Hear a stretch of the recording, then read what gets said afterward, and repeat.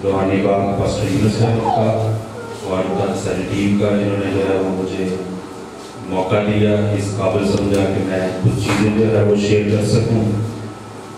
आप सब यहाँ पर मौजूद हैं इस बात के लिए कि कुछ सीखा जाए।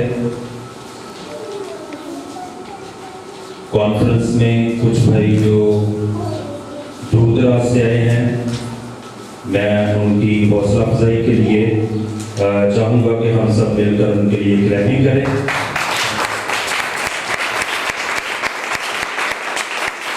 और जिन्होंने अपना कीमती टाइम निकाला कुछ सीखने के लिए, बाइबल के वेदों को, चर्च की टीम बिल्डिंग को, और टीम कैसे बनाई जाती है, किस तरह से टीम को बिल्ड किया जाता है, चर्च में एडमिनिस्ट्रेशन और मैनेजमेंट का क्या रोल है, चर्च में लीडरशिप के हवाले से सीखने का, जिन्होंने जो एक गोल्डन अपॉर्चुनिटी थी उसको मौके का फायदा उठाते हुए अपने टाइम में से निकाला टाइम और यहाँ पर जो है वो आए।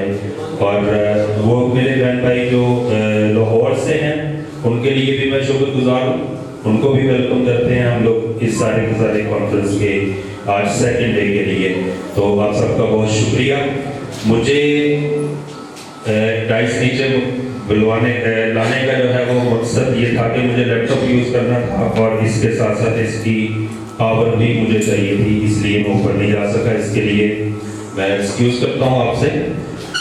मुझे जो टॉपिक दिया गया ये है एडमिनिस्ट्रेशन और मैनेजमेंट का। इससे पहले कि मैं बात शुरू करूं, मैं क्योंकि यहाँ पर जितने भी लोग इस वक्त जो है वो मौजूद हैं, ये चर्च से मुंसलिक टीम के मेंबर्स हैं, mostly pastors, elders, deacon, evangelist मौजूद है यहाँ पर। तो हमारी जो मैनेजमेंट है, जब मुझे इसके लिए कहा गया कि आपने इसके लिए प्रिपेयर करना है, तो मेरी पूरी कोशिश थी कि मैं जो भी इसके लिए तैयार करूं, जो कुछ टीच करूं, जो कुछ जो है वो आपके सामने लेकर आऊं, वो ज्यादातर जो है वो चर्च से रिलेटेड हो, मैनेजमेंट या एडमिनिस्ट्रेशन। तो जब ये सारी चीजें जो है वो मैं सोच रहा था, तो दो तीन चीजें जो है वो सामने आ गई थी मैनेजमेंट और एडमिनिस्ट्रेशन में। जैसे चर्च में हमें चैलेंजेस जो है वो फेस करने पड़ते हैं डिफरेंट तरह से। मैनेजमेंट असल में है क्या, या एडमिनिस्ट्रेशन जो है वो क्या है? एक टीम जो एक ही वक्त में चैलेंजेस का सामना करते हुए गोल्स को अचीव करने की कोशिश करती है, उसको हम एडमिनिस्ट्रेशन कहते हैं। और उस प्रोसेस को, उस इंतजाम को, जिससे उन चैलेंजेस से निपटते हुए हमें गोल्स को अचीव करना है, उसको हम मैनेजमेंट कहते हैं। देखा गया है मोस्टली जो चर्च में आज के जो दौर में हम देखते हैं, जो मुझे जो चीजें जो है वो सुनने में मिली या देखने में मिली, कि चर्च का कोई प्रोग्राम जब किया जाता है या जब संडे मीटिंग हो रही होती है, तो नॉर्मली चर्च की बिल्डिंग जब कम लगने लगती है तो हम लोग परेशान हो जाते हैं कि हमें उसके लिए क्या करना है, क्या करें, लोगों को कैसे मैनेज करें, किस तरह से जो है वो हम अपनी मीटिंग को जो है वो कैरी ऑन करते रहें और चर्च का काम जो है वो खिदमत का काम चलता रहे। मैंने 2-3 पास्टर से जब इसके बारे में जो है वो पूछा, आज की बात नहीं है, काफी देर पहले, तो मोस्टली जब इस तरह से होता है तो डिमांड होती है कि हमें बिल्डिंग बड़ी लेनी चाहिए। हमारा जो विजन है, जो हमारी खिदमत है, वो बिल्डिंग्स में समाने वाली नहीं। मैं आपको जो है वो कुछ एग्जांपल देता हूं जो लाइव हैं, आज के दौर से हैं, और फिर उनकी मैनेजमेंट को देखते हैं। फिर आहिस्ता आहिस्ता मैं आगे बढ़ूंगा, एडमिनिस्ट्रेशन क्या है, मैनेजमेंट क्या है चर्च के हवाले से। तो सबसे पहले जो एग्जांपल है मेरी, वो सामने है। साउथ कोरिया का चर्च है। 1973 में जो है वो इसकी बुनियाद रखी गई। और इसकी जो मेंबरशिप है वो है 8,30,000 मेंबर। और ये सारे के सारे जो है वो संडे की सर्विस अटेंड करते हैं। तो इतनी बड़ी बिल्डिंग का अरेंज करना, जो चर्च है उसमें सिटिंग प्लान जो है वो है 26,000 लोगों का। एक वक्त में 26,000 लोग जो है वो मीटिंग अटेंड करते हैं। संडे के दिन वहां पे 7 मीटिंग्स अटेंड करके 8,30,000 के करीब या जितनी भी गैदरिंग है उसको अकोमोडेट किया जाता है। मैनेजमेंट की एक बड़ी एग्जांपल है। इसी तरह से आगे बढ़ते हुए मैं सेकंड एग्जांपल की तरफ आता हूं।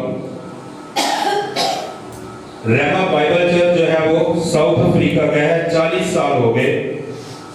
इसकी जो मेंबरशिप है वो है 45,000 मेंबर मैनेज कर रहे हैं।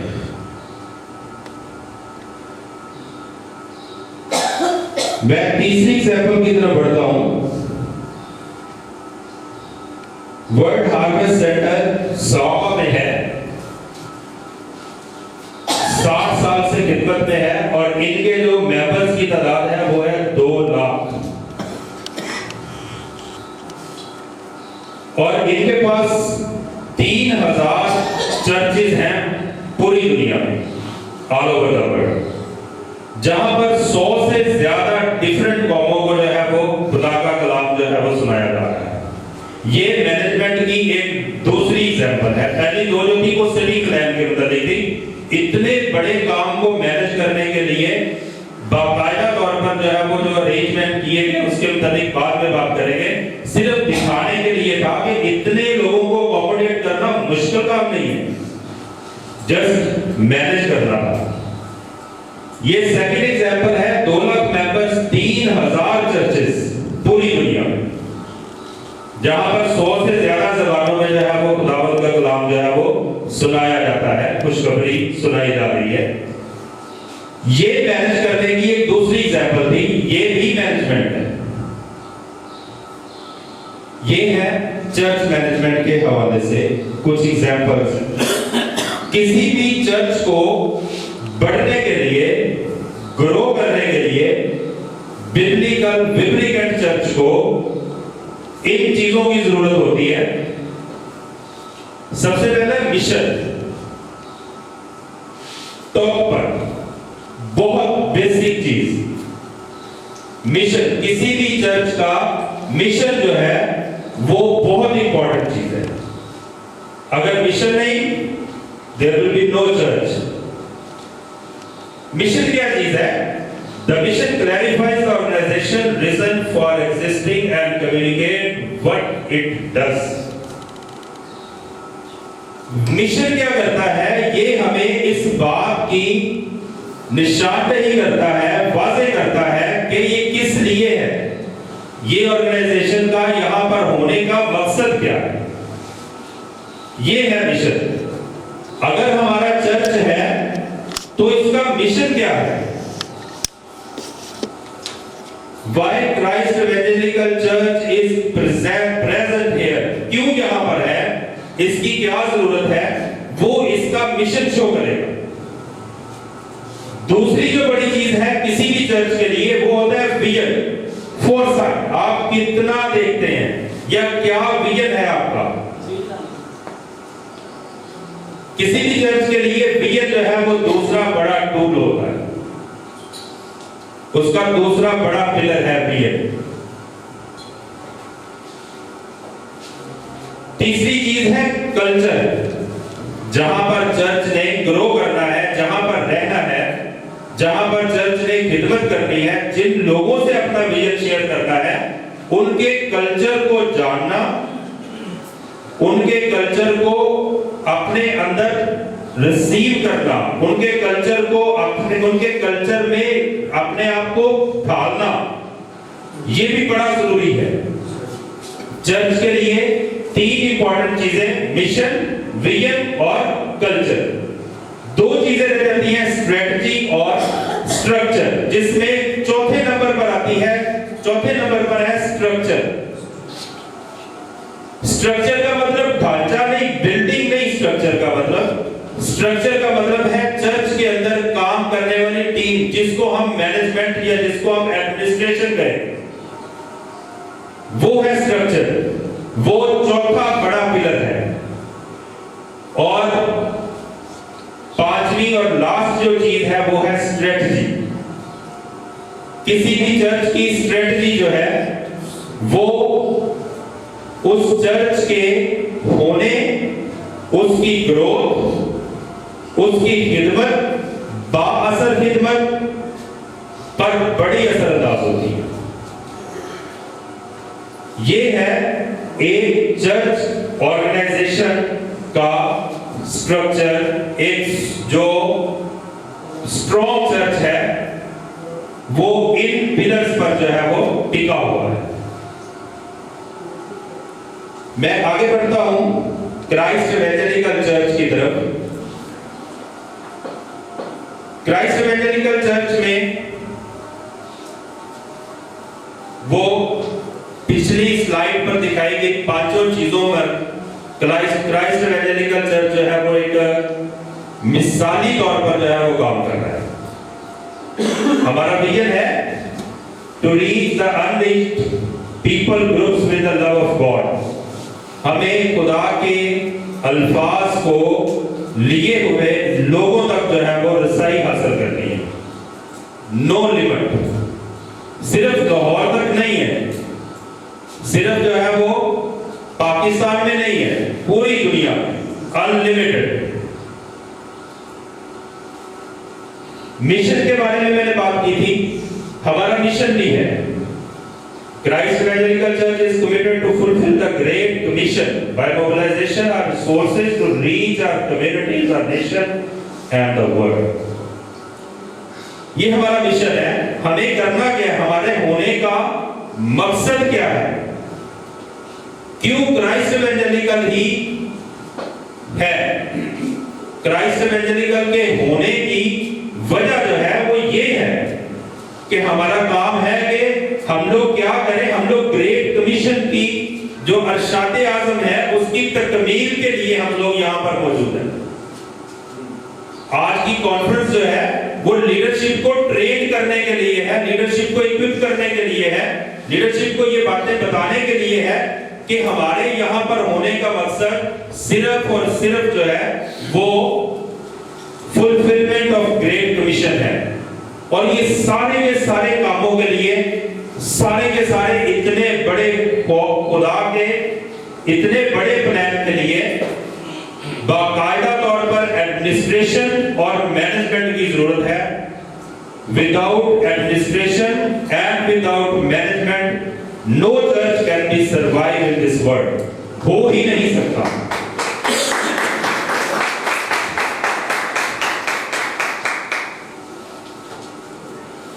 आगे हमारा स्ट्रेटजी जो है मोबिलाइजेशन, डिसाइपलशिप, चर्च प्लांटिंग और सेंडिंग मिशनरीज। मैं आगे बढ़ता हूं, आहिस्ता आहिस्ता मैं अपने टॉपिक की तरफ आ रहा हूं। एडमिनिस्ट्रेशन और मैनेजमेंट। दिखने में ये दोनों लफ्ज सेम लगते हैं, बाद हम लोग इनका मतलब एक ही समझ बैठते हैं, लेकिन ये 2 डिफरेंट टीम के नाम हैं, 2 डिफरेंट चीजों के नाम हैं। एडमिनिस्ट्रेशन क्या है और मैनेजमेंट क्या है। मैंने कोशिश की है थोड़ा इसको डिफाइन करने के लिए, उर्दू में लिखने के लिए कि आप लोग जरा इजी तौर पर जो है वो हर शख्स इसको समझ सके, मैं थोड़ा एक्सप्लेन करता जा रहा हूं। मैनेजमेंट का मतलब होता है इंतजाम, मकासद के हसूल के लिए काम की मंसूबाबंदी का अमल जो है वो है मैनेजमेंट। मकासद के हसूल के लिए काम की मंसूबाबंदी का अमल मैनेजमेंट है, और मकासद के हसूल के लिए काम करवाने का अमल एडमिनिस्ट्रेशन। सिर्फ इतना डिफरेंस है। मंसूबाबंदी करने का अमल मैनेजमेंट और काम करवाने का अमल एडमिनिस्ट्रेशन है। मैनेजमेंट हमेशा दूसरे नंबर पर आता है, इंतजामिया की पैरवी करता है और इंतजामिया से ताकत हासिल करता है।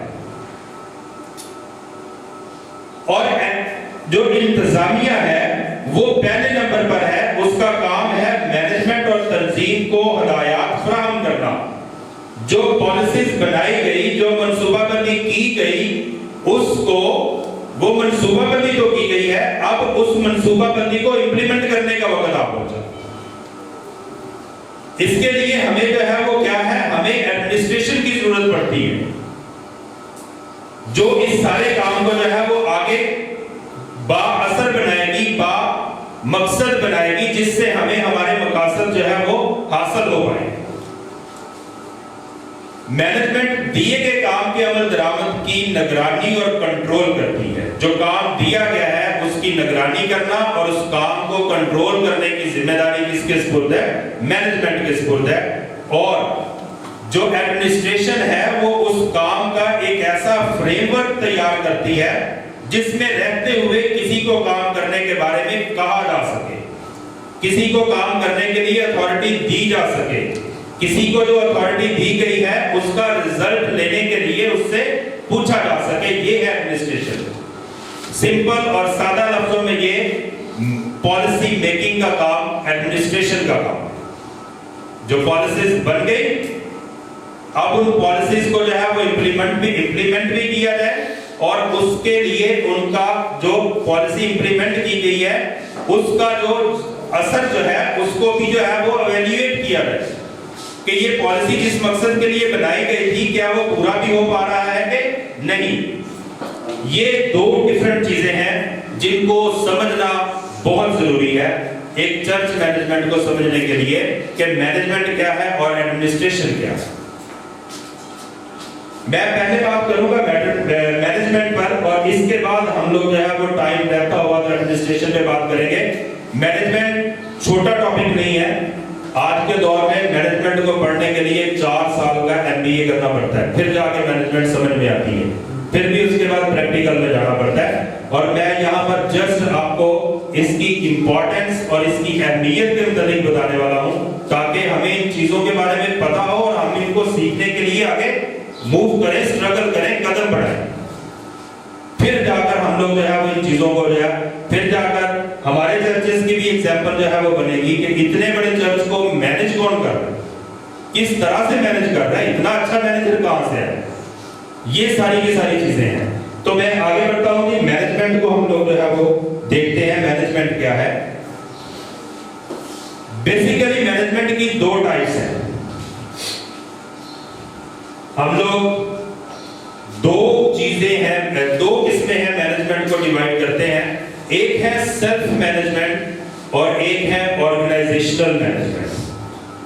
सेल्फ मैनेजमेंट होती है जाती इंतजाम, जाती मैनेजमेंट, अपने आप को मैनेज करना। और जो ऑर्गेनाइजेशनल मैनेजमेंट है इसका मतलब है किसी इदारे को मैनेज करना। जाती मैनेजमेंट बहुत कॉम्प्लिकेटेड जो है वो एक एक्टिविटी का नाम है जिसको हमने खुद ही अपने अंदर इंप्लीमेंट करना होता है, खुद ही उसकी असेसमेंट लेनी होती है और खुद ही उसके रिवॉर्ड्स के लिए अपने आप को प्रिपेयर करना होता है। मैं जाती मैनेजमेंट पर भी बात करूंगा और ऑर्गेनाइजेशनल मैनेजमेंट जो है वो इसके जब लेवल्स की बात करते हैं तो ये 3 लेवल्स में हम इसको डिवाइड करते हैं। किसी ऑर्गेनाइजेशन को मैनेज करने के 3 लेवल्स हैं। क्योंकि बात चर्च की हो रही है तो यहां पर हमें सेल्फ मैनेजमेंट को समझना है अपने लिए, और ऑर्गेनाइजेशनल मैनेजमेंट को समझना है चर्च के लिए। ये दोनों ही हमारे लिए जो है वो बहुत इंपॉर्टेंट है। ऑर्गेनाइजेशनल मैनेजमेंट के लेवल्स की बात की है मैंने, ये 3 लेवल होते हैं। एक लेवल को हम लोग बोलते हैं टॉप मैनेजमेंट, जो होती है सबसे ऊपर की सतह पर बैठी होती है। जो नीचे आती है उसको मिडिल मैनेजमेंट कहते हैं, और सबसे नीचे जो होती है वो लोअर मैनेजमेंट होती है। ये 3 स्टेजेस में हम इसको डिवाइड करते हैं जो ऑर्गेनाइजेशनल मैनेजमेंट होती है। और जो सेल्फ मैनेजमेंट होती है ये क्या होती है, पहले सेल्फ मैनेजमेंट को देखते हैं, फिर हम लोग जो है वो आगे बढ़ेंगे। मुझे वैसे मैं पहुंच के बताता हूं आपको उस टॉपिक पर।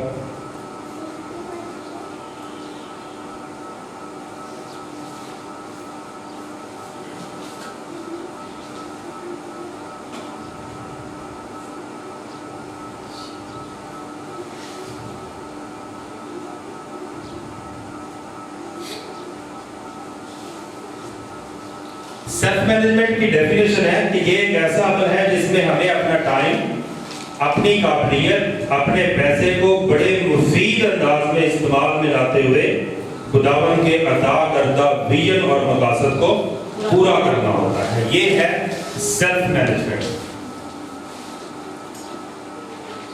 एक लीडर के लिए पानी पीना भी मैनेजमेंट के अंदर आता है, सेल्फ मैनेजमेंट। हम जब पानी पी रहे होते हैं तो तब भी हम नोट किए जा रहे होते हैं, हम जब बैठे होते हैं तो हम लोग नोट किए जा रहे होते हैं। सेल्फ मैनेजमेंट इसलिए एक लीडर के लिए जो है वो बहुत इंपॉर्टेंट है।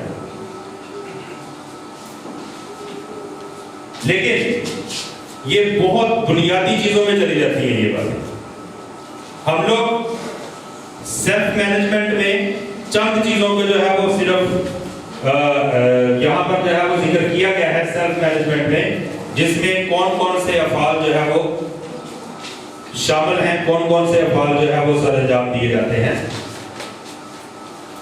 किसी काम को करने के लिए, किसी भी टास्क को पूरा करने के लिए कोई भी आपके जिम्मे बीइंग अ लीडर, अगर किसी के जिम्मे कोई काम दिया गया है, कोई काम लगाया गया है, तो उस काम को पूरा करने के लिए आपको बाकायदा तौर पर एक पॉलिसी बनानी पड़ेगी, एक इसके मुताबिक सोचना पड़ेगा कि मैंने ये काम सरअंजाम देना है तो इस काम का मुझे क्या, इसका जो है वो क्या रिजल्ट निकलेगा।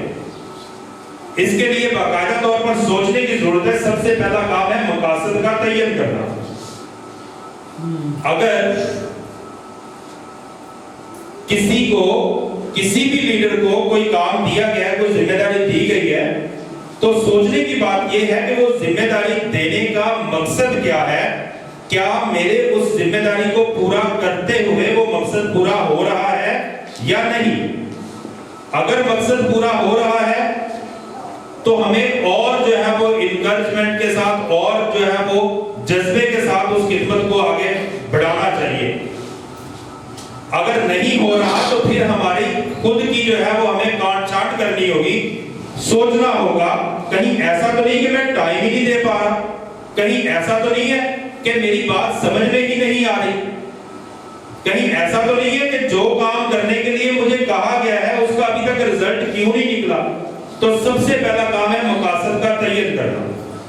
आप मकासद का तयन करें कि मुझे ये काम दिया गया है, मुझे इसका जो है वो ये रिजल्ट चाहिए, और उस रिजल्ट को लेने के लिए फिर बनेगा जो है वो आगे वाला पोर्शन, आपके काम का पोर्शन फिर आगे निकलेगा कि वो काम करना किस तरह से। तो जो बेसिक चीज है सबसे फर्स्ट नंबर पर जो आती है वो है मकासद का तयन करना। सेकंड नंबर पर है तरजीही मकासद। मकासद तो बहुत ज्यादा निकल आएंगे सामने, लेकिन उनमें ऐसे कौन से मकासद हैं जिनको सबसे पहले सामने रखना चाहिए, जो जिसको तरजीह दी जानी चाहिए, वो कौन से मकासद हैं। तो हमें उन्हीं मकासद में से ये उन्हीं मकासद की जब हम लिस्ट बनाते हैं तो उस लिस्ट में हमें कुछ मकासद जिनको आप तरजीही बुनियाद पर सबसे पहले अचीव करना चाहते हैं या सबसे पहले अचीव होना चाहिए, आप उनको सामने लेकर आए, वो सामने होने चाहिए। कभी भी किसी भी काम को करने के लिए उसकी स्टेजेस होती हैं, उसके जो है वो तरीकेकार स्टेप होते हैं दरमियान में। कभी भी आप उसका जो रिजल्ट एंड पे निकलना है वो पहले ही स्टेज पर नहीं पा सकेंगे। तो उस मकसद का तयन इस स्टेज पर कर लेना कि मैं ये काम करता जाऊं और जो है वो ऐसे हो जाए, तो ये एक गलत मंसूबाबंदी होगी। मैं यहाँ पर एक एग्जाम्पल जो है वो करता हूँ शेयर समझने के लिए। अगर आप अपने बच्चों को स्कूल भेजते हैं तो मकसद क्या है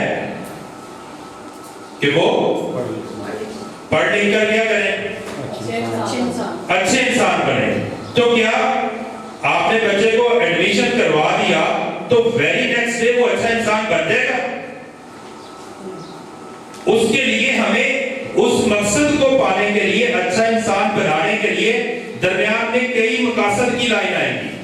उसको पंक्चुअल होना चाहिए, उसको रेगुलर होना चाहिए, उसको ओबीडिएंट भी होना चाहिए, उसको अपने टाइम की कदर भी होनी चाहिए, उसको जो है वो सुबह टाइम पर उठना भी चाहिए, उसको जो है वो अपने बड़ों की रिस्पेक्ट भी करनी चाहिए, उसको जो है वो बाइबल के मतलब भी नॉलेज होना चाहिए, उसको जो है वो हर चीज के लिए जो है वो उसको एक बाकायदा तौर पर अगर आप लिस्ट बनानी शुरू करें तो मेरे ख्याल में आपको पता चल जाएगा आपका तरजीही मकसद क्या है और आपका असल मकसद क्या है।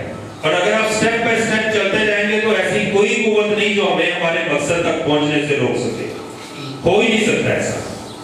तो पहला काम मकासद का तयन किया जाए।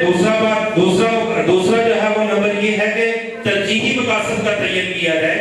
जो मकासद पहले होने हैं उनको पहले निकाला जाए और देखा जाए कि ये हो भी रहा है कि नहीं। मैं अपने पहली मिसाल पर ही आता हूँ, पहली एग्जाम्पल पर ही आता हूँ। अगर बच्चे को जो है वो सिर्फ ये कहकर जो है वो स्कूल भेज दिया जाए कि पढ़ लिख कर जो है वो ये बड़ा आदमी बन जाए, तो जब तक हम लोग अपने मकसद को जो है वो पाने के करीब होंगे ना 10-15 सालों के बाद, तो जाके पता चलेगा मेरा बेटा तो झूठ भी बोलता है, इसको तो टाइम की कदर नहीं है, इसको तो मैथ नहीं आता, पता चलेगा कि इसको तो मैनेज करना भी नहीं आता, ये तो पॉकेट मनी लेके जाता है तो दूसरे पीरियड में खत्म कर लेता है, इसको तो सेविंग करनी भी नहीं आती। ये वो छोटी छोटी मकासद है जो हमें शुरू में रखने चाहिए थे। पहले दिन स्कूल गया, हमने देखा कि ये टाइम पर उठा के नहीं उठा, ठीक है, हमारा एक मकसद पूरा हो गया, मेरा बेटा टाइम पर उठता है। एक वीक के बाद जो है वो पता किया कि ये होमवर्क पूरा करता भी है कि नहीं करता। अगर वो कर रहा है तो खुशी होगी कि मेरा दूसरा मकसद पूरा हो गया। हम उस मकसद की तरफ बढ़ रहे हैं जो हमारा बड़ा मकसद है, जो मेन मकसद है कि वो बड़ा आदमी बनेगा। अगर स्टेप बाय स्टेप चलते जाएंगे तो एक दिन आएगा कि वो बड़ा आदमी बनेगा ही। तो तरजीही मकासद निकालने के बाद थर्ड स्टेप होगा तकमीले मकासद के लिए उनकी निशानदेही करना। अब हमें ये देखना है कि ये तो मेरे मकासद हो गए, ये हो गए तरजीही मकासद। अब इन मकासद में सबसे पहले कौन सा मकसद पूरा करना है उसको पूरा किया है, उसको टिक करें, उसको टिक करें, उस पर वर्कआउट किया जाए। उसके लिए जो जरूरी चीजें हैं वो लाई जाए, उसके लिए जो कुछ जो है वो बन पड़ता है वो किया जाए। मैं स्टूडेंट्स के हवाले से जो है वो यूथ के हवाले से, यूथ काफी यहाँ पर मैं एक और एग्जांपल यहाँ पर कोट करता हूँ। हमारे कल्चर में रहते हुए जहां पर हम लोग रह रहे हैं, पेरेंट्स की मुकम्मल तौर पर पूरी कोशिश होती है कि उनका बच्चा जो है वो जितनी देर तक जो है वो अपना पांव पर खड़ा नहीं होता, हम लोग जो है वो उसको जिम्मेदारी नहीं देंगे, उसका शादी ब्याह नहीं करेंगे, उसको जो है उसके सर पर बोझ नहीं डालेंगे। तो यूथ को भी इसके लिए एक मंसूबाबंदी करने की जरूरत है, मकासद तैयार किए जाए कि मैंने क्या बनना है। मैंने अभी 2018 चल रहा है, 2020 तक मेरी ग्रेजुएशन पूरी हो जाती है, तो उसके बाद मुझे क्या करना है। अगर जॉब नहीं मिल पाती तो क्या करूंगा मैं, ये चीजें पहले से तय हो जानी चाहिए। और अगर आप इन छोटे छोटे मकासद को अचीव करते हुए आगे बढ़ते जाएंगे तो लाइफ गुजारने का भी मजा आएगा, फ्रूटफुल भी होगी और बामकसद होगी और एग्जैम्पलरी जिंदगी जो है वो बनेगी। ये यूथ के लिए था। तो मकासद, तकमील मकासद के लिए उनकी निशानदेही जब कर ली जाए तो आगे क्या है, अहदाफ का तयन किया जाए, डेडलाइन सेट कर ली जाए, डेडलाइन सेट कर ली जाए। मैंने 2025 तक मैंने घर बनाना ही बनाना है, डेडलाइन सेट हो गई। अब उस घर को बनने के लिए 2025 तक घर बनने के लिए फाइनेंस कैसे आएगा, फिर ये सोचने का मौका आ जाएगा, फिर इस पर जाके सोचे, फिर इस पर जाके काम किया जाए। ये मैनेजमेंट है, ये है सेल्फ मैनेजमेंट। जब हम लोग अपने आप को सेट कर लेते हैं तो हम लोग जो है वो फिर आगे ऑर्गेनाइजेशन को सेट करने के लिए हमें ज्यादा टाइम नहीं लगता, क्योंकि हम खुद अपने आप को ढाल चुके हैं। हमें ये करना है कि 2000 में मुझे मौका मिला तो मैं आपको दिखाऊंगा क्राइस्ट एवेंजेलिकल मिनिस्ट्री का जो विजन है वो क्या है, हमारा 2018 का जो हदफ है वो क्या है, मैं दिखाऊंगा लास्ट में जाके। तो अहदाफ का जब तयन किया जाए, जब डेडलाइन सेट कर दी जाए तो पूरी बॉडी जो है उस काम को करने के लिए तैयार हो जाती है। ना नींद आती है, ना भूख लगती है, ना थकान होती है। फिर जो है वो आगे काम करने के लिए जो है वो हौसला बढ़ता रहता है, अचीवमेंट्स मिलती जा रही है, छोटे छोटे मकासद पूरे होते जा रहे हैं, आपका हौसला बढ़ता जा रहा है और हम आगे बढ़ते चले जा रहे हैं। उसके बाद है मंसूबाबंदी। जब अहदाफ जो है वो तयन हो गए, मकासद सेट हो गए, तरजीही मकासद सामने आ गए, हमारे तकमील मकासद के लिए जो निशानदेही कर ली गई और डेडलाइन भी सेट कर दी गई, अब काम आया ये कैसे करना है। अब प्लानिंग की बारी आती है। हमारे यहाँ पर क्या होता है, हम लोग प्लान पहले कर लेते हैं, ठीक है, हमारा पहले प्लान बनता है, जब प्लान बनता है फिर उसके बाद हम लोग असल में रिवर्स चल रहे हैं, सेकंड लास्ट जो है उसको पहले ले आते हैं, उसके बाद लास्ट को ले आते हैं और फिर जो है वो डायरेक्ट जीरो पे चले जाते हैं, जहां पर आकर जो है वो नाकामियां फिर जो है वो बन जाती है, हम फेल हो जाते हैं। मंसूबाबंदी, प्लान का वक्त अब आया, आप चौथी 5वीं स्टेज पर जाकर जो है वो प्लान बनता है। प्लान के बाद फिर उस प्लान को पूरा करने के लिए एक्टिविटीज शुरू होती है, फिर उस प्लान को पूरा करने के लिए हम लोग जो है वो काम करने के लिए आगे बढ़ते हैं। फिर जो है वो मैं यहाँ पर बताता चलूं, अगर ये किसी ऑर्गेनाइजेशन का मसला होता तो मकासद का तयन, तरजीही मकासद, तकमील मकासद के लिए निशानदेही, अहदाफ का तयन और मंसूबाबंदी, ये पहले 5 काम जो थे वो मैनेजमेंट के थे। अगर ये किसी ऑर्गेनाइजेशन का मसला होता, एडमिनिस्ट्रेशन का काम इंप्लीमेंटेशन है, काम करवाया कैसे जाए। तो यहां पर सरगर्मी का जब टाइम आता है तो यहां पर जो है वो आकर आपको फिर एफर्ट्स करनी होती है, फिर आपको जो है वो मेहनत करनी होती है। उससे पहले जितना कुछ भी है ये आपको सोचने का काम है, ये आपकी प्लानिंग का काम जो है वो सोच पर डिपेंड करता है। यहाँ पर आपको कल्चर भी देखना होगा, यहाँ पर आपको जो है वो अपनी जो है वो क्या कहना चाहिए, अपनी फाइनेंस भी देखनी होगी। ये सारा कुछ जो है वो देखकर आप इन चीजों को जो है वो सेट करेंगे, फिर जाकर जो है वो हम आगे बढ़ पाएंगे। अदरवाइज यहां पर ही जो है वो रुक जाते हैं। मैं आगे बढ़ता हूं।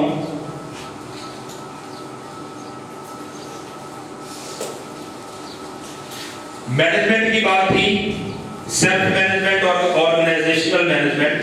ऑर्गेनाइजेशनल मैनेजमेंट में जब पहुंचते हैं तो वहां पर भी बुनियादी तौर पर सिंपल ऑर्गेनाइजेशन और कॉम्प्लिकेटेड, या हम लोग इसको कहेंगे एक तो सादा सी ऑर्गेनाइजेशन होती है जिसमें जो है वो 2-4 लोग एम्प्लॉय होते हैं, ठीक है, और एक बड़ी ऑर्गेनाइजेशन होती है कॉर्पोरेशन, जिसको कॉर्पोरेट ऑर्गेनाइजेशंस कहते हैं। कॉर्पोरेट ऑर्गेनाइजेशन में भी मैनेजमेंट होती है और जो है वो सिंपल जो घर होते हैं वहां पर भी ऑर्गेनाइजेशन, घर भी एक ऑर्गेनाइजेशन गिनी जाती है। जब आप इमरानियत पढ़ते हैं ना, सोशियोलॉजी, तो उसमें घर को एक इदारा कहा गया है, वो भी एक इदारा है, वो भी एक ऑर्गेनाइजेशन है। तो सिंपल सी चीज है, यहां पर जो है वो लिखी है कि एक घर की और एक मतलब एक सिंपल मैनेजमेंट है और एक कॉर्पोरेट मैनेजमेंट है, दोनों के मुताबिक जो है वो लिखा गया है। मैं पढ़ देता हूं आपके लिए। एक घर को चलाने और एक मुल्क को चलाने में क्या फर्क है। एक घर को एक माँ और एक बाप, दो लोग मिलकर चलाते हैं, जिसमें घर के तमाम डिपार्टमेंट को दो लोग माँ और बाप ने आपस में बांटा होता है, ताकि हर काम वक्त पर और अच्छे तरीके से हो जाए। मकसद सामने है, हर काम अच्छे तरीके से और वक्त पर हो जाए। दो लोग हैं सिर्फ, ये है सिंपल मैनेजमेंट।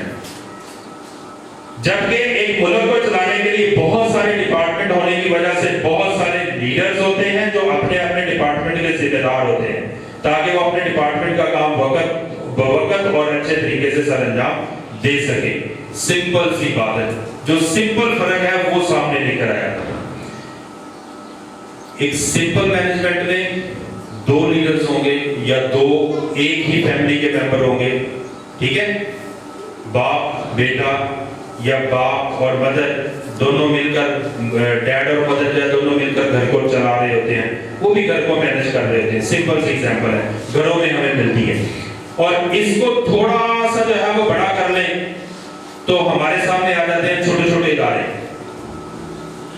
जिसमें जो है वो जो हाउस चर्चेज हैं वो भी जो है वो इसमें आ जाएंगे, ठीक है, जिसमें जो है वो हाउस स्कूल्स जो है वो भी आ जाएंगे। जब हम लोग कॉर्पोरेट की बात करते हैं, कॉर्पोरेट जो है वो ऑर्गेनाइजेशंस की, तो वो बिजनेस ऑर्गेनाइजेशंस होती है, जिसमें जो है वो सैकड़ों के बीसियों के हिसाब से जो है वो वहां पर लीडर्स होते हैं, जिनका काम होता है कि वो ऐसी पॉलिसीज इंप्लीमेंट की जाए, ऐसे मकासद सेट किए जाए, जिनको पूरा करने के लिए जो है वो फिर वो पूरी की पूरी टीम जो है उसको पीछे लगाते हैं और उनको करते हैं। और कभी वो ऑर्गेनाइजेशन नाकाम हुई, कभी भी ये ऑर्गेनाइजेशन नाकाम होती, पूरी होती है। फैमिलीज, घर जो है वो भी चलते हैं, कैसे छोटी छोटी मैनेजमेंट जो है वो कर चुके होते हैं। ये है हमारी सिंपल सी मैनेजमेंट। किसी चर्च के इंतजाम जो है वो कैसे चलाना चाहिए,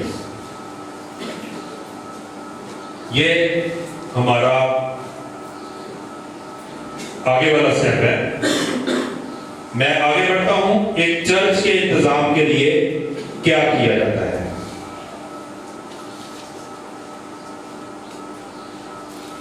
चर्च है क्या? बाइबल के मुताबिक, अकॉर्डिंग टू बाइबल, कुर्सियों 1 बाप और उसकी 18 आयत में है, और वही बदन यानी कलीसिया का सर है, वही इब्तिदा है और मुर्दों में से जी उठने वालों में पहलो था, ताकि सब बातों में उसी का अव्वल दर्जा हो। असल में चर्च सारे ही यहाँ पर जो है वो पास्टर्स बैठे हैं या लीडर्स हैं चर्च के, तो मेरे ख्याल में जो है वो मैं ये चीज़ों को जो है वो इतना यहाँ पर जो है वो चर्च क्या है, चर्च के मतलब बताना जो है वो इतना जो है वो जरूरी नहीं है। चर्च तो आप सभी समझते हैं कि क्या है। चर्च हम लोग जो है वो बाइबल में मसीह के बदन को जो है वो कहा गया है, चर्च कलीसिया को कहा गया है। तो सिंपल सा आप खुद अंदाजा लगा सकते हैं कि हमारी बॉडी जो है वो जब कोई काम करती है तो बॉडी के पूरे अज़ा जो है वो उस काम को करने के लिए तैयार होते हैं तो वो काम होता है, अदरवाइज नहीं। कभी घर से निकलते हुए राइट पांव कहे कि मुझे बाहर जाना है और लेफ्ट कहे अंदर रहना है, तो हम लोग कभी बाहर निकल पाएंगे? निकल ही नहीं पाएंगे। तो बीइंग अ चर्च हमें इकट्ठे एक ही तरफ को, एक ही सिमत में, एक ही मकासद को पूरा करने के लिए मूव करना होगा। तो चर्च मैनेजमेंट के हवाले से जो है वो मैं आगे बढ़ता हूं। बात मैनेजमेंट की हो रही थी, इदारे की मैनेजमेंट की, और चर्च किसे कहते हैं, चर्च की मैनेजमेंट की। तो दोनों ऑर्गेनाइजेशंस हैं, लेकिन यहां पर चर्च मैनेजमेंट में फिर थोड़ा सा फर्क आ जाता है। ऑर्गेनाइजेशनल मैनेजमेंट में दो ऑर्गेनाइजेशन आ गई। Church is also called an organization according to the term of business. हम लोग जब चर्च की बात करते हैं तो कारोबारी ज़बान में इसको भी हम लोग ऑर्गेनाइजेशन ही कहते हैं, लेकिन चर्च की मैनेजमेंट में और एक ऑर्गेनाइजेशन की मैनेजमेंट में, एक बिजनेस की मैनेजमेंट में जो है वो एक फर्क है, स्लाइड सा, हल्का सा, मामूली सा। मैं दो लफ्ज इंग्लिश के बोलता हूं, एक है इन्फ्लुएंस और दूसरा है अथॉरिटी। इन्फ्लुएंस और अथॉरिटी, सिर्फ ये दो लफ्जों का फर्क है। चर्च की मैनेजमेंट में इन्फ्लुएंस इस्तेमाल होता है और दूसरी कारोबारी मैनेजमेंट में या कंपनी की मैनेजमेंट में, कॉर्पोरेट बिजनेस की मैनेजमेंट में, वहां पर हम लोग अथॉरिटी का इस्तेमाल करते हैं। अथॉरिटी मीन इख्तियार और इन्फ्लुएंस मीन जो है वो है अपना शेयर करना या अपनी शराकत कह लें, शमूलियत कह लें। तो इन चीजों को कैसे जो है वो किया जा सकता है, मेरी एग्जांपल जो है वो बड़ी सिंपल सी मैंने कोशिश की थी कि शेयर की जाए, जिनको समझना आम लाइफ में जो है वो जिनको समझना बड़ा इजी सा हो, हमारे माहौल से इर्द गिर्द से ही ली गई। तो किसी इदारे में जब हमें कोई मेंबर बनना हो, किसी इदारे का मेंबर बनना हो, तो हमें क्या करना पड़ता है? हमें आप एक इदारे में शमूलियत करते हैं, किसी कारोबारी इदारे में, किसी क्लब में अगर आपको जो है वो क्लब ज्वाइन करना है, ठीक है, तो आपको क्या करना पड़ेगा? वहां पे जाना पड़ेगा, वहां का मेंबरशिप फॉर्म फिल करना पड़ेगा और क्या होंगे? You will be the member of that club. आप मेंबर बन गए। लेकिन चर्च में जो है वो ऐसे नहीं है, चर्च में ऐसे नहीं है। मैं इस बात को जो है वो आपको प्रूव कर सकता हूं। पहला ग्रंथियों 12-18 में आप इसको पढ़ सकते हैं। अभी हमने सीखा है चर्च क्या है, मसीह का बदन। तो बदन में जो ऑर्गन जहां पर लगा है वो वहीं पर रहेगा, तो वो अपना काम सही तौर पर अदा कर पाएगा, अदरवाइज नहीं। हमारी आंख जो है वो जहां पर है, इसकी यहां पर ही जरूरत थी। आज हम अगर जो है वो चर्च के अंदर हैं, तो जीसस क्राइस्ट खुदा को हमें यहां पर ही रखना था, इसीलिए हम इस चर्च में हैं। जैसे हम अपनी मर्जी से अपने किसी ऑर्गन को अपनी बॉडी से निकाल नहीं सकते, वैसे ही हम खुद ब खुद चर्च से निकल भी नहीं सकते जब तक खुदा की इन्फ्लुएंस ना हो, जब तक खुदा खुद जो है वो हमें इस बात के लिए प्रिपेयर ना कर दे। तो चर्च की जो मेंबरशिप है वो ली नहीं जाती, बल्कि चर्च की मेंबरशिप जो है वो हमें मिलती है गॉड की तरफ से। हमें खुद जो है वो वहां पर भेजा जाता है। मैं अक्सर कहता हूं कि अगर आपका चर्च, आप जिस चर्च में हैं, अगर आपकी ब्लेसिंग जो है वो आपको मिलती जा रही है, तो you are at your right place. और अगर आप खिदमत करने के बावजूद, चर्च में अपनी जगह पर रहने के बावजूद आपकी बरकत आपको नहीं मिलती, तो फिर खुदा का आपके लिए कोई और प्लान है। फिर पूछे खुदा से कि मेरे लिए कौन सा चर्च तूने ढूंढ रखा है, या मेरा चर्च कहां पर है, या मुझे क्या करना है। तो चर्च की मेंबरशिप जो है वो हमारे पास इख्तियार नहीं है कि हम चर्च की मेंबरशिप ले सकें। ये मेंबरशिप हमें गॉड की तरफ से जो है वो मिलती है, ये एक ब्लेसिंग है, ये एक बरकत है हमारे लिए। शमूलियत के तौर पर जब बात करते हैं, हम चर्च में अपनी मर्जी से शामिल नहीं होते,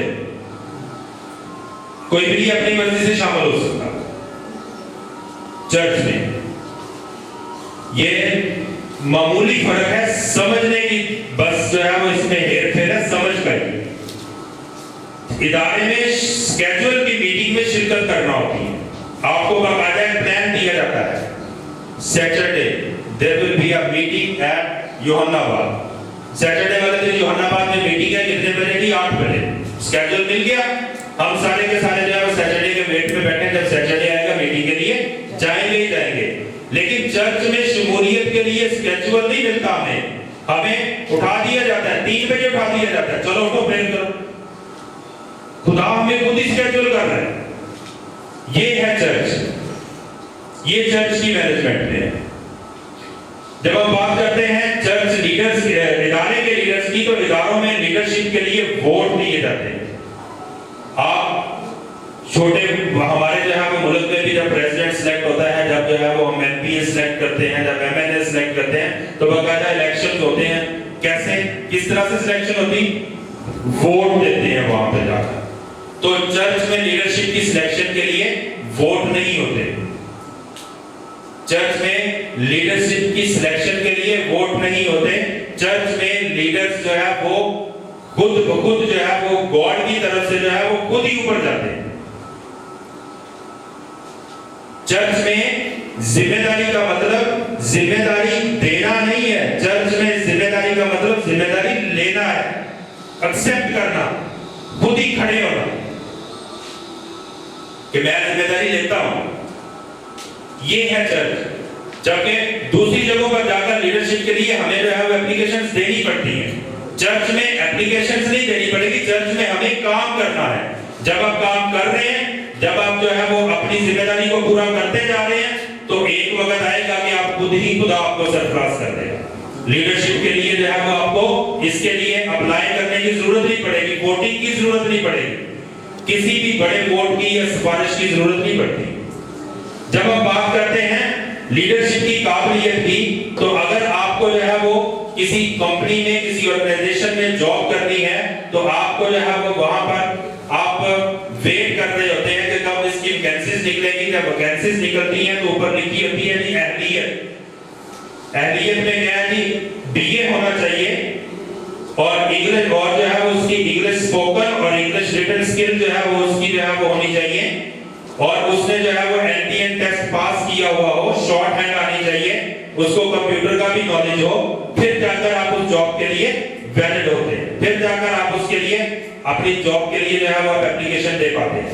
लेकिन चर्च में लीडरशिप की काबिलियत के लिए जो है वो चर्च में मखसूस लोग जो है वो लीडरशिप के लिए सिलेक्ट किए जाते हैं। वो जो हमारा जो काहिन है वो सिलेक्ट करता है जिम्मेदारियों के बिहाफ पर, हमारी खिदमतों के बिहाफ पर, जो हमने चर्च में की होती है या जो हम कर रहे होते हैं। इसमें ये नहीं कहा जा सकता कि मैंने एमबीए किया है लिहाजा मुझे जो है वो बाहर गेट पर खड़ा कर दिया गया है, ये नहीं। इसमें हमें अपनी खिदमत के बिहाफ पर हमें हमारी जो है वो जिम्मेदारी के लिए चुन दिया जाता है। ये है चर्च में लीडरशिप की काबिलियत। लीडरशिप के लिए जरूरी नहीं, चर्च लीडरशिप के लिए आपको जरूरी नहीं है कि आप जो है वो उसके लिए कोई आला जो है वो एजुकेटेड इदारे या आला इंस्टीट्यूट से जो है वो आप कोई डिग्री लेकर आए हो। इसके लिए डिग्री की जरूरत नहीं है। इसके लिए जो है वो एक जो हार्ट है, जो अपनी जिम्मेदारी को समझते हुए उसको जिम्मेदारी को रिसीव करता है और फिर उसको जो है वो 100% जो है वो उसमें पुट करता है और जो है वो काम बढ़ता है आगे। तो उसके बाद जो है वो फिर आपको लीडरशिप जो है वो खुद ब खुद जो है वो ऊपर ले आती है। ये चर्च लीडरशिप है।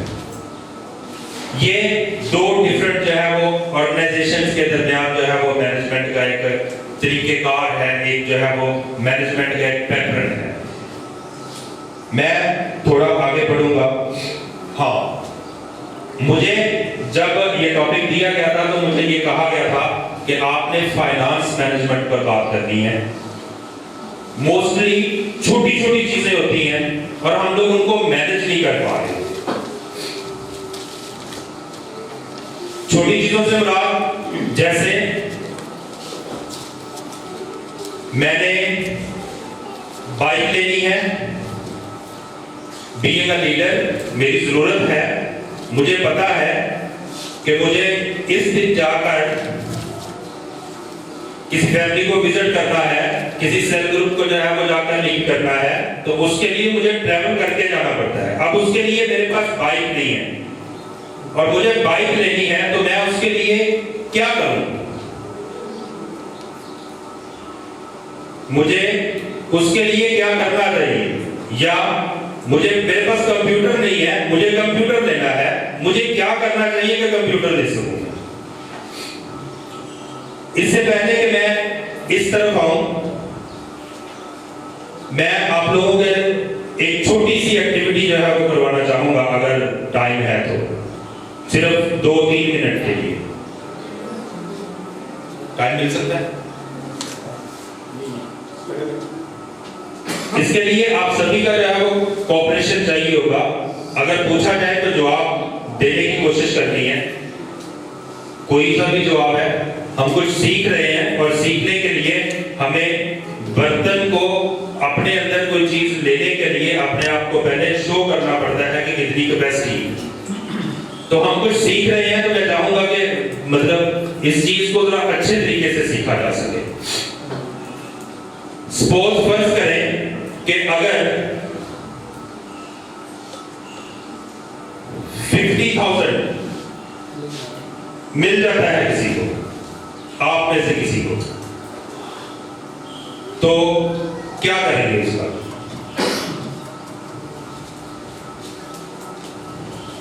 हाँ जी, कोई जवाब देना चाहेगा? तो ऐसे कामों में इस्तेमाल करें कि जिससे आप जरा खड़े होकर बात कर रहे हैं, सॉरी, सभी को पता चल जाए। उस 50,000 को इस तरीके से इस्तेमाल किया जाए कि जो आगे चल के वो दूसरों के काम भी और वो खुद के काम के लिए भी फ़ायदेमंद साबित हो, कि जिससे नुकसान ना हो बल्कि फ़ायदेमंद के लिए इस्तेमाल किया जाए। चलिए जी, पास्टर साहब के लिए क्लैपिंग कर देते हैं, बड़ा अच्छा जवाब दिया है। मैं कोई एक दो और जो है वो जवाब जो है वो चाहूँगा कि कोई मिल जाए। पास्टर साहब ने कहा कि जी मुझे अगर 50,000 मिलता है तो मैं उसको किसी ऐसे काम में लगाऊंगा जिसमें वो दूसरों के लिए भी काम आ सके और मेरे भी काम आ सके। बड़ा अच्छा जवाब है जी। कोई और? तो मैं उस 50,000 को जो है खिदमत के लिए इस्तेमाल करूंगी, ताकि वो बहुत सी जानों के लिए निजात का सबब हो। फॉर एग्जाम्पल, वो लोग हैं जो कि पैसों की वजह से खिदमत नहीं कर पाते, जिस तरह से दूसरे मुल्कों में जाकर खिदमत करना, या इस तरह से उन इलाकों में जाना जहाँ पर पहुँचने के लिए बहुत ज़्यादा खर्चे की ज़रूरत है। तो मैं हर एक रुपये को उसमें से जो है उस निजात के लिए इस्तेमाल करना चाहूँगी, जो निजात हमेशा की ज़िंदगी सबको दे सकती है। थैंक यू जी। बेटी के को उन लोगों में खर्च करना चाहूँगा कि जो जिनके बच्चे नॉन एजुकेटेड हैं और जिनके बच्चे जो स्कूल नहीं जाते, और उनकी वजह ये होगी कि वो उन बच्चों को स्कूल क्यों नहीं भेजते, उन बच्चों के स्कूल और उनके एजुकेशन के लिए। वेरी गुड, शाबाश। उन जगह पर खर्च करना चाहिए जहाँ जरूरत है, जहाँ जरूरत है, और नजर भी आना चाहिए। वेरी गुड जी। अब आप खुद फैसला कर लें, समझना है कि नहीं समझना। वो पीछे भाई है। पैसे मिले मैं उनको डबल पहले करूँगा, ताकि उस पैसे से कमाए जाएं, और फिर मैं आगे प्लान बनाऊंगा कि किस तरह मुझे वो पैसे खर्च करने, और किस तरह वो पैसों को मैं यूज़ करूंगा, और वो पैसों को पहले बढ़ाऊंगा, ताकि वो पैसे सिर्फ ख़त्म हो जाएंगे तो फिर तो आप उसी शहर में रहेंगे, फिर आगे नहीं बढ़ता। Let's give a big hand for brother Iqbal. Very good job. करने वाला हूँ वो असल में फाइनेंस मैनेजमेंट ही है। हमें दूसरों के लिए जज्बा रखना चाहिए, लेकिन अभी बात हुई हम मैनेजमेंट को सीख रहे हैं। तो सबसे पहली बात तो ये है कि वो 50,000 को मैनेज करना है, और उस मैनेजमेंट में सबसे पहला जो स्टेप आएगा वो क्या है? Self management. यहां पर हम भूल गए, हम दूसरों की खिदमत के लिए उठ गए। अभी देखिए सेल्फ मैनेजमेंट में क्या करना है। 50,000 रुपए को आज जितने भी लोग जो है वो दुनिया के अमीर तरीन लोग बन के बैठे हुए हैं, उनको वो पैसा कहीं से ऐसे उठता हुआ नहीं आया। या किसी ने उनको दे नहीं दिया, किसी ने उनको जो है वो ऐसे नहीं लौटा दिया, या उन्हें डाका नहीं मारा। पैसे का जो असूल है वो ये है कि उसको ऐसी जगह पर इन्वेस्ट किया जाए जहां पर वो आपको पैसे दे। उस 50,000 रुपए को, भाई इकबाल की बात, अगर किसी जगह पे इन्वेस्ट कर दिया जाता है और वहां से 10,000 महीने का आना शुरू होता है, 50,000 रुपया एक महीने आप किसी की सपोर्ट कर सकते थे और 10,000 रुपया आप 10 साल तक भी करते रहेंगे तो खत्म नहीं होगा। ये है मैनेजमेंट। और मुझे असल में बोलने के लिए बुलाया ही इसी मैनेजमेंट के लिए गया था, जो फाइनेंस मैनेजमेंट है। इसको कैसे मैनेज किया जाए? तो दो चीजें हैं फाइनेंस में, एक है लायबिलिटी और एक है एसेट्स। लायबिलिटी और एसेट्स दो डिफरेंट चीजें हैं, लेकिन ये दो चीजों में अगर पैसा आपने सही जगह पे लगा दिया तो पूरी जिंदगी जो है वो बैठ के खा सकते हैं, और अगर आपने पैसा गलत जगह पे लगा दिया तो आप जो है वो उसी दिन से भूखे रहे। हमारी जो यूथ है उसके लिए ये बहुत इंपॉर्टेंट जो है वो बात है। हमारे स्कूल में जो है वो अक्सर यूथ सेमिनार होते रहते हैं, और मैं ये बात ऑलरेडी जो है वो तकरीबन कोई 40-50 के लोगों को ये शेयर कर चुका हूँ पहले, तो अभी मैं दूसरी दफा जो है वो आप लोगों को बताने लगा हूँ। तो उन 40-50 लोगों में से कोई 8-10 के करीब जो है वो इस बात के लिए गवाही देने के लिए भी तैयार हो सकते हैं। वो आ भी सकते हैं कि जी मैंने जो इस चीज को इम्प्लीमेंट किया है और इसने मुझे वाकया ही फायदा दिया है। और ये कोई इतनी छोटी या बड़ी इन्वेस्टमेंट की बात नहीं है। Investment is investment, either it will be for 1 रुपी और फॉर 1 लाख। इन्वेस्टमेंट होती है, चाहे वो 1 रुपए की हो चाहे वो 1 लाख रुपए की हो। इन्वेस्टमेंट कहते ही उसे है जिसमें आपको कुछ रिटर्न करना है। 1 रुपया देंगे तो 1 रुपए के हिसाब से रिटर्न होगा, 1 लाख देंगे तो 1 लाख के हिसाब से। मैं इससे पहले कुछ बात कहूं, मैं आपको एक छोटा सा क्लिप दिखाना चाहता हूं। उसकी ऐसी नौकरी है जो हर इंडिया राज करना चाहता है, वो हाई पेइंग गवर्नमेंट ऑफिशियल, लेकिन हमेशा पैसों को लेकर परेशान रहता है। जबकि अमीर बाप हवाई का सबसे रईस आदमी बनता है, तो गरीब बाप फैमिली पर अनपेड बिल छोड़कर मरता है। जबकि अमीर बाप अपने फैमिली के लिए करोड़ों की दौलत छोड़कर दुनिया से जाता है। अब आप सोच रहे होंगे कि ये दोनों बाप जब अच्छा कमाते थे तो क्यों मैं गरीब रह जाता है और दूसरा इतना अमीर क्यों बन जाता है? ये फर्क दोनों बाप की सोच रहा है।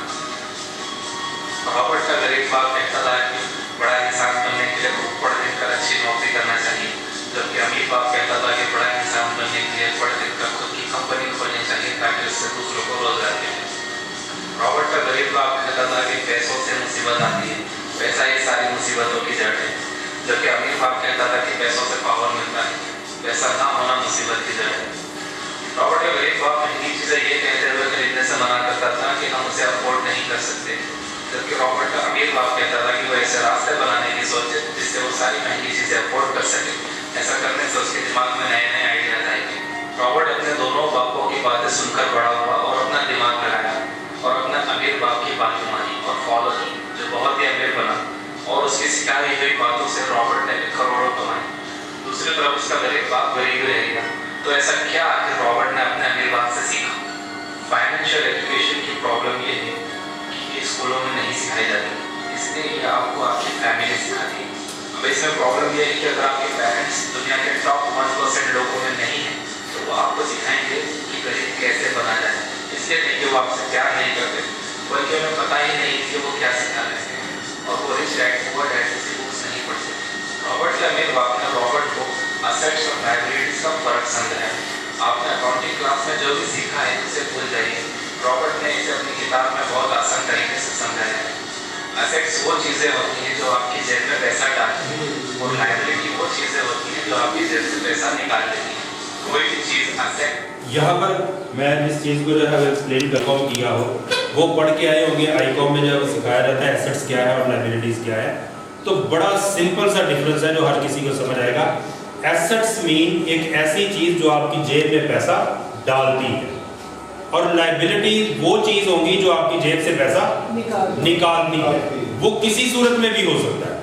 तो एसेट्स और लाइबिलिटीज का फर्क समझ में आगे समझ आगे चलें जी। होते हैं तो वो एक लायबिलिटी, और अगर आप एक मकान के मालिक हो और वो आपको हर महीने 10,000 रुपए देता है तो वो एक एसेट है। Business, real estate, bonds, paper assets जैसी चीजें एसेट्स होती हैं। ये फर्क जानना बहुत जरूरी है कि गरीब सिर्फ अपनी जरूरतों पर खर्च करता है, अमीर एसेट्स खरीदता है, जबकि मिडिल क्लास लायबिलिटीज खरीदता है। On your assets not on the liabilities. अपने पैसों को अपने एसेट्स पर खर्च करें। अभी क्या सीखा था? एसेट्स क्या करते हैं? जेब में पैसा डालते हैं। अब सपोज फर्ज करें जिसको 50,000 मिला था, वो 50,000 रुपए में अब मुझे मिलता तो मैं क्या करता? 50,000 रुपए मिला, 50,000 रुपए में कोई घर नहीं बन जाएगा, ऐसे ही है। 50,000 रुपए में मोटरसाइकिल आ सकती थी जिसकी मुझे जरूरत थी, लेकिन अगर मैं मोटरसाइकिल लेता, खिदमत तो मैं अभी भी कर रहा हूँ, लाइफ ग्रुप अभी भी जाके अटेंड कर रहा हूँ, विजिट भी अभी कर रहा हूँ, जैसे मैंने पहले कहा मुझे करना पड़ता है, इसका मतलब मैं कर रहा हूँ। तो अगर मैं कर रहा हूँ तो मैं मोटरसाइकिल ले लेता हूँ, तो मोटरसाइकिल चलेगी कैसे? तो पेट्रोल कहाँ से आएगा? पैसे किधर से निकलेंगे? तो मोटरसाइकिल क्या हुई? लायबिलिटी या एसेट? लायबिलिटी हुई। अब मेरी सोच में क्या करना था? 50,000 रुपये उठाता, कोई घर देखता, गिरवी पे ले लेता, उसको दे देता किराए पे, उधर से मुझे आता महीने का 5,000 रुपया, जिसमें से मैं क्या करता? मैं 5,000 रुपया जो है वो या तो कोई बाइक के लिए जो है वो सेकंड हैंड लेकर पेट्रोल भी डलवाता रहता, विजिट भी करता रहता, और सेविंग भी होना शुरू हो जाता। ये है the actual use of funds. पैसा सभी के पास आता है और होता भी है, लेकिन उसको खर्च करने के लिए हमें जो है वो प्लानिंग और जो है वो हमारी सोच जो है ना वो बहुत इंपॉर्टेंट है। अगर हम लोग जो है वो पैसा आता है लाखों के हिसाब से, हम लोग डिफरेंट अंदाज में जो है वो सेविंग कर लेते हैं। कभी जो है वो हमने कमेटियां डाल के जो है वो पैसा बचा लिया, कभी हमने जो है वो क्या कर लिया, कमेटी डाल के पैसा बचाया, जब कमेटी निकली तो क्या किया? ले ली गाड़ी, ले लिया मोटरसाइकिल, ले लिया टीवी, ठीक है, फ्रिज ले ली। ये चीजें जरूरत है, लेकिन ये हमारी फर्स्ट प्रायोरिटी नहीं है, ये मकासद का तरजीही मकासद का पार्ट नहीं है। ये तो मकासद है, लेकिन कब? जब मैं स्टैंड हो जाता हूं, जब मेरी इनकम जो है वो सॉलिड हो जाती है, फिर मेरे घर में फ्रिज भी आ जाए। लेकिन हम लोग जो पहला मकसद है उसको लेके लास्ट पर, और जो लास्ट मकसद है उसको ले आए पहले पर, तो फिर हम क्या करेंगे? हम लोग उधार उठा के हम लोग जो है वो कोई बाइक ले लेंगे और फिर बाद में जो है वो पेट्रोल के लिए बैठे रहेंगे, क्या पेट्रोल कहां से है? ठीक है, तो ये फिर कैसे जो है वो हम लोग अपनी सेविंग को आगे बढ़ा सकते हैं? कभी भी नहीं मल्टीप्लाई कर पाएंगे। तो फंड्स, जैसे मैंने कहा, इन्वेस्टमेंट छोटी है या बड़ी है, कुछ दे रही है, इस बात को सोचने की जरूरत है।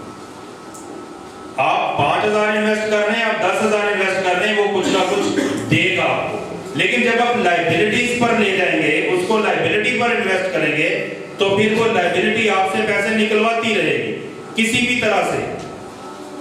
समझ आ गई बात की? किसी ना किसी तरह से वो आपसे पैसे निकलवाती रहेगी। पेट्रोल खत्म हो गया, उसमें पंचर हो गया, उसको जो है वो साफ करवाना है, आज उसको डलवाना है, आज उसको जो है वो उसकी कोई मेंटेनेंस करवानी है, पैसे तो निकल रहे हैं, लेकिन जो हम लोग सोच रहे थे वो नहीं होगा। मे भी हो सकता है पहले मैं रूटीन में जो है वो लाइफ ग्रुप को भी विजिट कर रहा था, बाइक लेने के बाद वो भी ना कर पाऊं, क्योंकि मैं डिपेंडेंट हो गया किस पर? बाइक पर।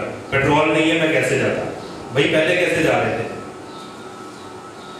ये है फाइनेंस को मैनेज करने के लिए एक सिंपल सा फार्मूला। तो टाइम क्योंकि शॉर्ट था, वो सोचता है कि ये उसके एसेट्स आप उसे अपने लायबिलिटीज और एक्सपेंसेस से मैच कर ही लोगे। आपके दोस्त चाहे आपका महंगा फोन देखकर हैरत करें और आप अमीर दिखने लगे, लेकिन असलियत में आप कभी अमीर नहीं बनोगे। जॉब करना गलत नहीं है, लेकिन मेरे पास जॉब नहीं है क्योंकि मैं मेरी असेट्स से कमा रहा हूँ। लेकिन अगर आप एक आम चलन के हिसाब से स्कूल जा रहे हो, फिर एक नौकरी ढूंढ लेते हो, तो चांसेस हैं कि आप लायबिलिटीज बना रहे हो जिसे आप एसेट समझ रहे हो, यही है प्रॉब्लम। सो मैं श्योर अगर आप कमा रहे हो तो वो ज्यादातर नहीं होता, सेविंग से नहीं होता। जो बंदा लाख रुपया कमा रहा है वो भी महीने का लाख रुपया खाया जा रहा है, वो भी अमीर नहीं है। ठीक है, नए सूट ले लेगा, नए जो है वो जूते खरीद लेगा, हर महीने जो है वो खर्च किए जा रहा है। वो समझता है कि मेरी पर्सनैलिटी जो है वो अच्छी लग रही है, लेकिन हकीकत में क्या है, वो लायबिलिटी पाल रहा है। लाख रुपया महीने की सैलरी और लाख ही खर्च किए जा रहा है। अब एक तरफ वाला बंदा 10,000 रुपया कमा रहा है और उसने सेविंग करना सीख लिया और वो सेव करता जा रहा है, तो 10 साल के बाद जब आप वैल्यूएशन करेंगे तो किसके पास फंड्स होंगे? जो लाख रुपया कमा रहा है और खर्च कर रहा है, या जो सेव कर रहा है उसके पास होंगे? इसलिए जो सेव कर रहा है उसके पास होंगे। तो सीखने वाली बात यह है कि हमें सेविंग की तरफ मोटिवेट कौन सी चीज करेगी? कोई ऐसी मशीनरी जो हमें सेव करवा रही है। लायबिलिटी कभी भी नहीं करवा पाएगी, हमेशा एसेट्स करवाते हैं। तो हमारी इन्वेस्टमेंट जो है वो एसेट्स पर होंगी, तो हम एक स्ट्रॉन्ग खुले दिल से जो है वो हम रिसीव करने वाले भी बने। समझ गए? तो जैसे ये क्लिप पूरा होता है तो अगर एसेट्स बना लोगे तो फिर आपको अपने जॉब की भी जरूरत नहीं पड़ेगी।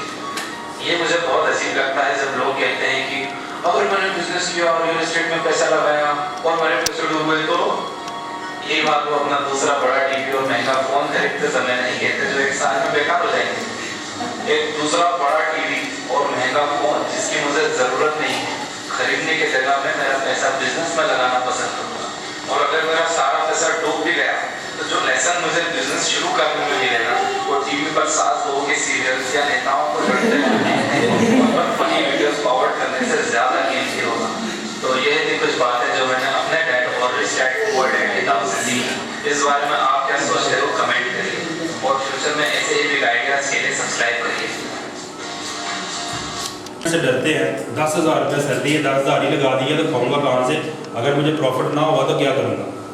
तो बात यह है कि 10,000 रुपये नहीं, अब जिसकी सैलरी 10,000 है उसके पास मोबाइल देखे तो वो भी 25-30,000 रुपये का होता है, वो भी तो लिया ना।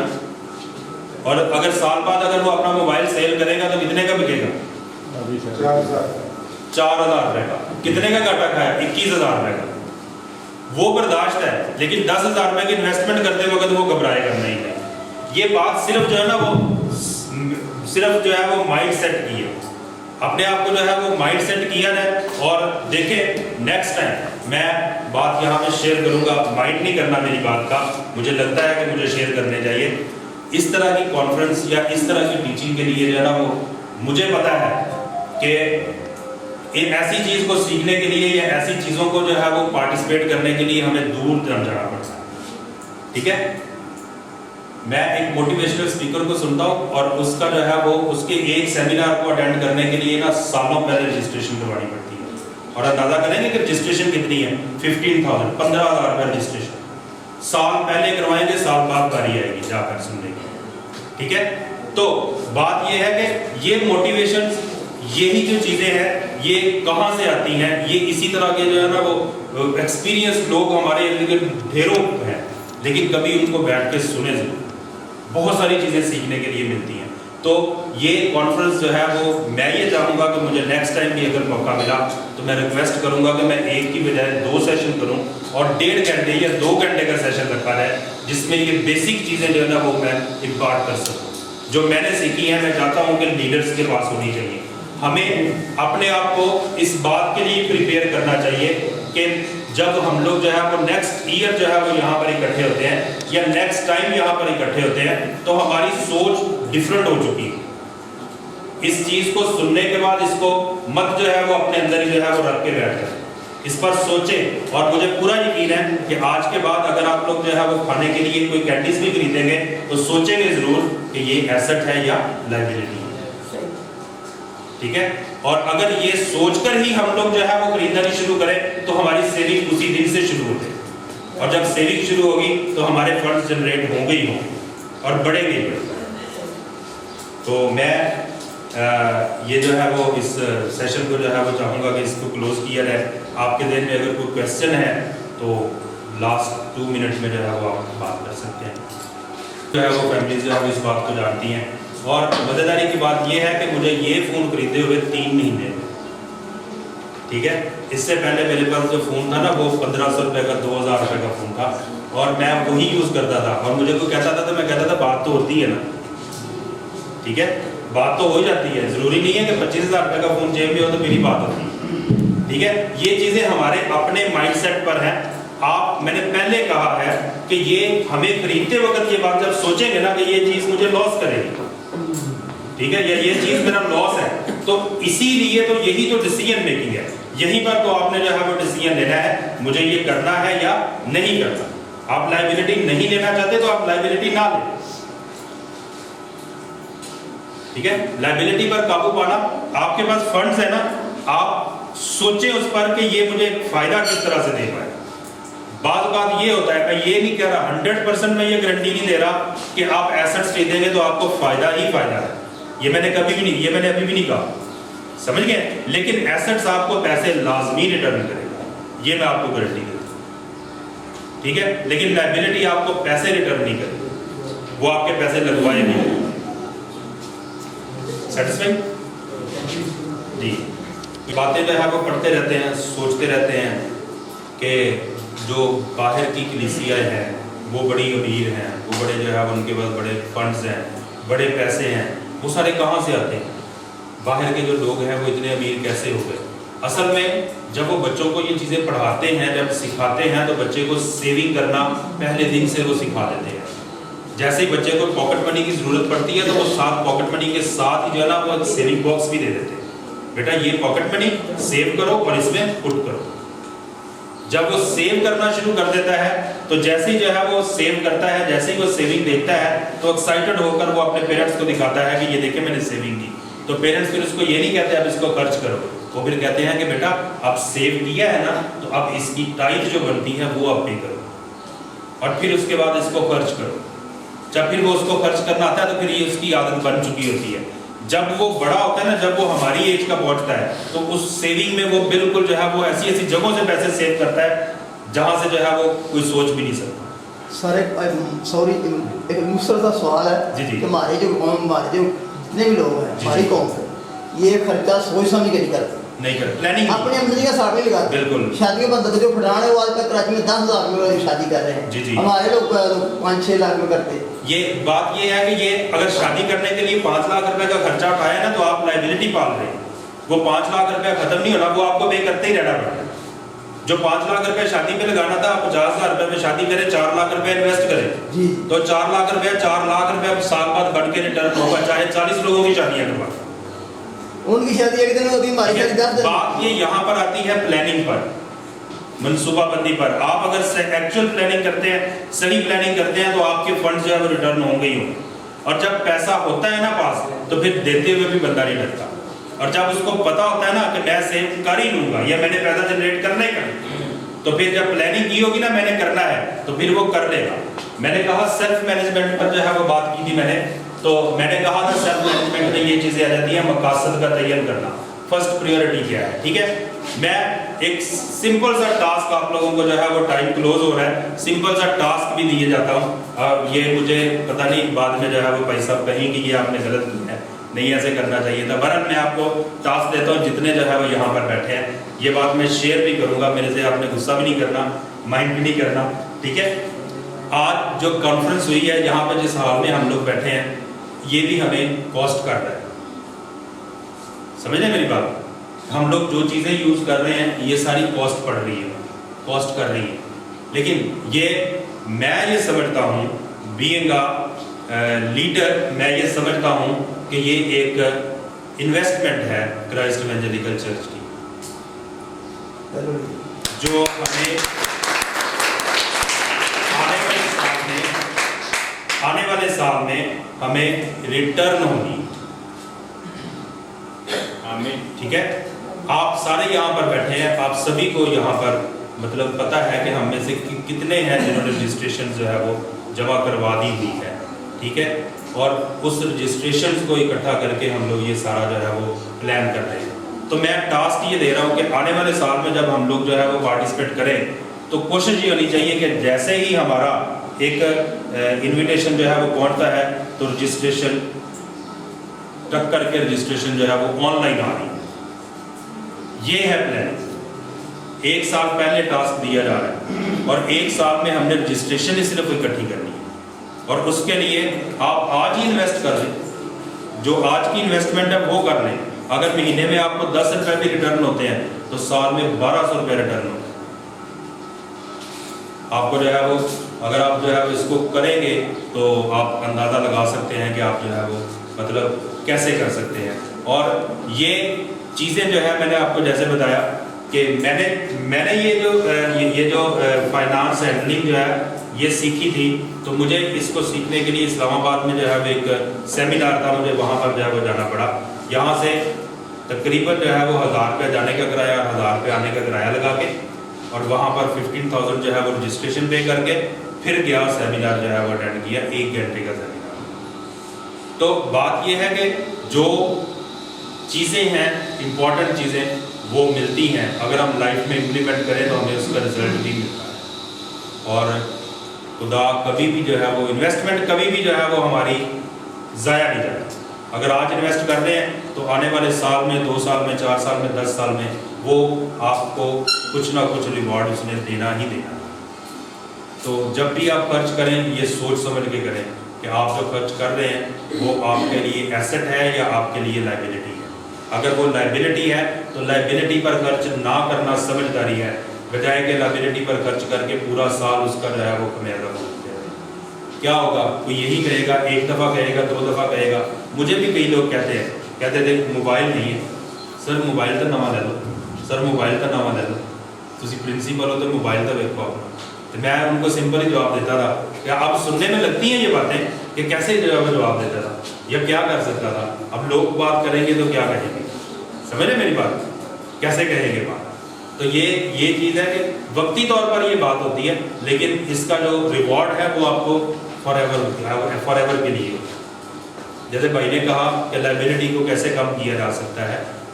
फ़र्ज़ करें आपके पास बाइक नहीं है, आप कॉलेज में एडमिशन ले रहे हैं, ठीक है, और आपकी सोच ये है कि मैं अगर बाइक पे नहीं जाऊंगा, बस पे जाता हूं तो मुझे 10 रुपये 20 रुपये डेली किराया देना पड़ता है।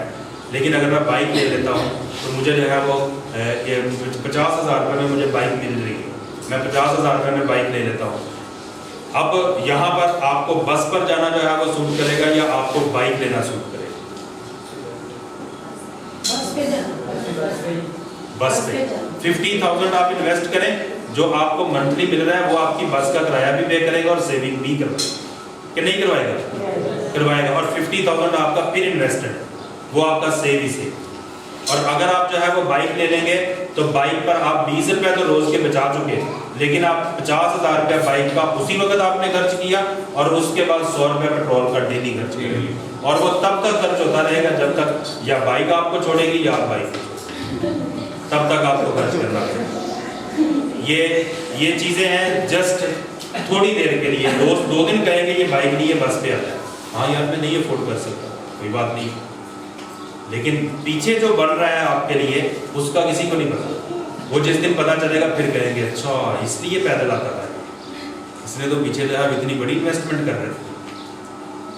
ये चीज़ें हैं, ये चीज़ें हमें बाहर की कलीसियाओं के मजबूत होने का, देने का राज ही ये है, वो लोग इन्वेस्टमेंट पर ज़्यादा यकीन करते हैं, एसेट्स पर ज़्यादा यकीन करते हैं, ठीक है।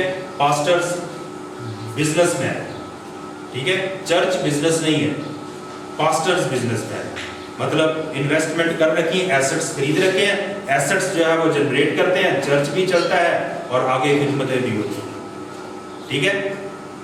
ये जो मिशनरी जो है वो यही है, यही मिशनरीज जो है वो मिशनरी वर्क है, ठीक है, और कोई किसी को पैसा नहीं देता। अगर आप में एबिलिटी है तो अगर आप जो है वो मंथली 50,000 रुपया आपको जो है वो आना शुरू हो जाता है तो आप खुशी से 5,000 रुपया आपकी टाइज बनती है, आप चर्च को जाकर दरवाज़ा नॉक करके देखें कि नहीं। लेकिन सवाल ये पैदा होता है कि वो 50,000 रुपया आएगा कैसे। अब उसके लिए हमें खुद जो है वो अपनी जो है वो वहाँ पर प्लानिंग की ज़रूरत है कि मैंने क्या करना है, प्लान शुरू करें, ठीक है। आप जो है वो मकासद तयन करें, 5,000 रुपया महीने का निकलना चाहिए। वो 5,000 रुपया कैसे निकलेगा, ठीक है, वो 5,000 रुपया जाएगा किधर और वो कैसे निकलेगा, फिर उसके लिए जो है वो आप जो है वो अपने आप को जो है वो आगे बढ़ाएं, प्लान करें। फंड्स आपके पास कहीं ना कहीं से आ ही जाए। मेरे ख्याल में यहाँ पर कोई भी ऐसा शख्स बैठा नहीं कह सकता कि मुझे ज़रूरत थी और मुझे पैसे नहीं मिले। जब हम लोग प्लान कर लेते हैं ना, जब ज़रूरत के लिए हम लोग जो है वो रख लेते हैं सामने, तो उस ज़रूरत को पूरा करने के लिए फंड्स हमारे पास आ ही जाते हैं जहाँ से भी है। तो आप लोग इस बात के लिए जो है वो माइंड तो नहीं किया, इस बात के लिए नेक्स्ट ईयर के लिए जब हम लोग आए, तो जब हम लोग जो है वो जैसे ही कॉल जाती है, इनविटेशन जाता है, तो आप कोशिश ये होनी चाहिए कि रजिस्ट्रेशन के लिए ऑनलाइन रजिस्ट्रेशन के लिए जो है वो बात की जा रही है। जो हमारा यहाँ पर जो है वो ऑनलाइन है, उसको जो है वो आप अप्रोच करें कि कितनी रजिस्ट्रेशन है जी, इतनी ये मेरी रजिस्ट्रेशन आ, ठीक है। फिर ये शेयर करें ये चीज़ें जितनी हो सकती है, जितनी चीज़ें हो सकती हैं इसको आगे जो है वो इम्पार्ट करें। आप अपनी कलीसिया में जाकर ये चीज़ें ये बीज पर कितने लोग वहाँ से तैयार होते हैं। अगर 3 लोग भी निकल आएंगे तो चर्च ग्रो करेगा कि नहीं करेगा? डेफिनेटली करेगा। अपने बच्चों में ये चीज़ें जो है वो इम्पार्ट करें। बच्चे सेविंग करना शुरू हो गए, एसेट्स और लायबिलिटी का फर्क जो है वो समझ गए, तो कोई बेटा ये नहीं कहेगा कि घर में टीवी नहीं, वो पहले कैलकुलेट करेगा, वो पापा टीवी नहीं लेना, ये लायबिलिटी, ये तो खर्च करेगा, केबल लगवानी पड़ेगी, बिजली का बिल बढ़ेगा, टाइम जो है वो कंज्यूम करेगा हमारा, टीवी ना लगवाए, कितनी चीज़ों से जान छूटे। ये सिर्फ 2 लफ्ज़ों का जो है वो डिफरेंस समझा देने से।